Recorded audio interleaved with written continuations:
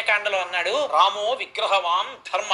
రాముడంటే రాశీభూతమైన ధర్మం రా. ఆయన జోలికెడితే బతకవు. ధర్మం జోలికెడితే ఎలా పాడైపోతావో రాముడి జోలికెడితే పాడైపోతావు. నా మాట విను రావణ. ఒక్కసారి కొట్టాడు నన్ను బాణం పెట్టి. ఆ రోజు నుంచి ఎవరైనా నా దగ్గరికి వచ్చి రా అంటే తర్వాత మా అంటారేమో అని పారిపోతుంటాను.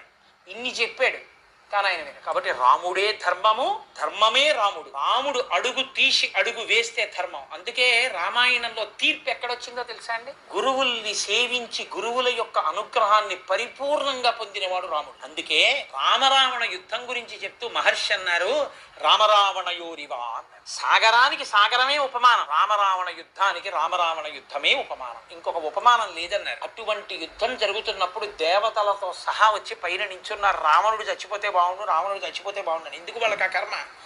ధర్మం తప్పాడు కాబట్టి.